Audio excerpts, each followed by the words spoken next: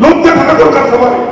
আপনারা বড় ফোন নিয়ে বসে থাকবেন, আজকে কর্মীরা কি অবস্থা মমতা বন্দ্যোপাধ্যায় মেরে ফেল করিয়েছে, যাচ্ছিল সেদিন আমার একটা সাধারণ কর্মী সেদিন। সাম্প্রতিক নির্বাচনে পরাজয়ের পর দক্ষিণ দিনাজপুর জেলার গঙ্গারামপুরে তৃণমূল কংগ্রেসের ভোট পরবর্তী পর্যালোচনা বৈঠক অনুষ্ঠিত হল। মঙ্গলবার বিকেলে গঙ্গারামপুরে অবস্থিত জেলা তৃণমূল পার্টি অফিসে এই বৈঠকের আয়োজন করা হয়। বৈঠকে জেলার শীর্ষ নেতৃত্বের উপস্থিতি তেমন চোখে না পড়লেও গুরুত্বপূর্ণভাবে উপস্থিত ছিলেন জেলার প্রাক্তন তৃণমূল জেলার সভাপতি তথা জেলা পরিষদের সদস্য মৃণাল সরকার, গঙ্গারামপুর বিধানসভার পরাজিত তৃণমূল প্রার্থী গৌতম দাস, তৃণমূল শ্রমিক সংগঠনের জেলার সভাপতি নামিজুল ইসলাম সহ গঙ্গারামপুর ব্লকের একাধিক অঞ্চল সভাপতি ও দলীয় নেতৃত্ব। সূত্রের খবর, বৈঠকের শুরু থেকে শেষ পর্যন্ত উপস্থিত অঞ্চল সভাপতি এবং তৃণমূল নেতাদের কাছ থেকে ভোট পরবর্তী পরিস্থিতি, সাংগঠনিক দুর্বলতা এবং বিভিন্ন অভাব অভিযোগের কথা শোনেন নেতৃত্বরা। বৈঠকে একের পর এক নেতাকর্মী, জেলা ও ব্লক নেতৃত্বের ভূমিকা নিয়ে ক্ষোভ প্রকাশ করেন।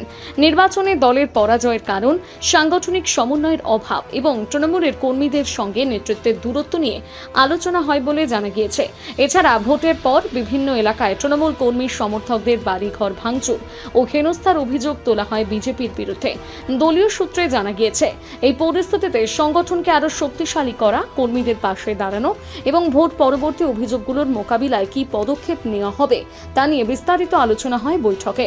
এই বিষয়ে দক্ষিণ দিনাজপুর জেলা তৃণমূল কংগ্রেসের প্রাক্তন জেলা সভাপতি মৃণাল সরকার জানান, না দেখুন, কিছু তো আভ্যন্তরীণ বিষয় আগে দলের ছিল, কিছু কর্মীদের ক্ষোভ বিক্ষোভ আছে। অনেক জায়গায় অনেক নেতৃত্ব যারা দলের একটা সময় দায়িত্বে ছিলেন তারা এই সময় নেই। আজকে আমাদের এই গঙ্গারামপুর ব্লকের আমাদের হাল ধরতেছে যারা আমাদের দলীয় কোনো পোস্ট হোল্ড করি না। আজকে যারা আমি একসময় পঞ্চায়েত নির্বাচন করেছিলাম বলেই আজকে যারা আমাদের জনপ্রতিনিধি রয়েছে আজকে আমার ডাকে আসছে। আজকে সব প্রধানরা উপস্থিত হয়েছিল, পঞ্চায়েত সমিতির সভাপতি থেকে শুরু করে সমস্ত টিম উপস্থিত হয়েছিল। আমরা সেই বার্তাই দিলাম যে আমরা দলের সঙ্গে আছি, মমতা বন্দ্যোপাধ্যায়ের সাথে আছি এবং আগামী দিনে কর্মীদের যে কোনো আপত্তি বিপদে আমরা ছুটে যাব।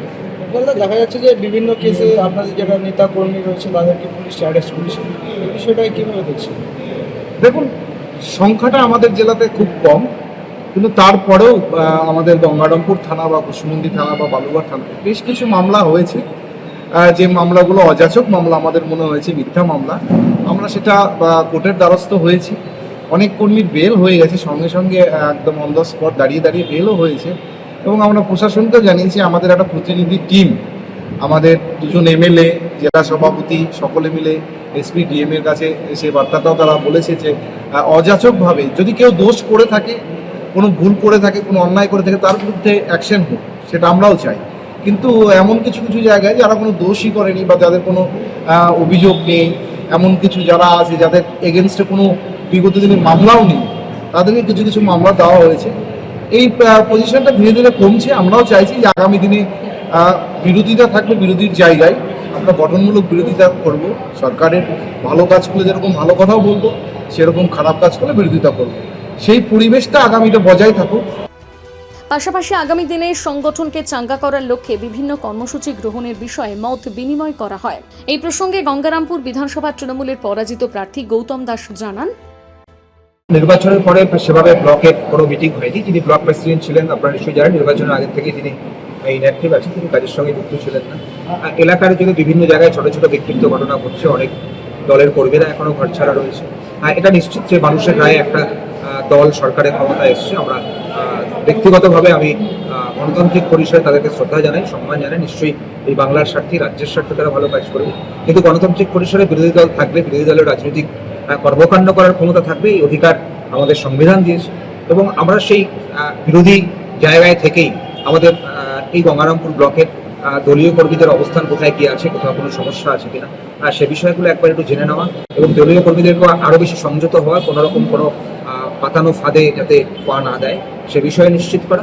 এবং একইভাবে এই বিষয়টাও নিশ্চিত করা যে আমাদের বিগত দিনের করে আসা ভুল থেকে আমাদেরকে শিক্ষা নিয়ে আগামী দিনে কি করে এই গণতান্ত্রিক পরিসরে গণতন্ত্রের প্রতি সম্মান জানিয়ে, শ্রদ্ধা জানিয়ে কি করে রাজনৈতিকভাবে আরও শক্তিশালী হওয়া যায়, সেই বিষয়গুলোকে লক্ষ্য রেখে একটা ছোট্ট আলোচনা। দেখুন, কারা কোথায় কিভাবে যাচ্ছে সেটা তাদের ব্যক্তিগত বিষয়।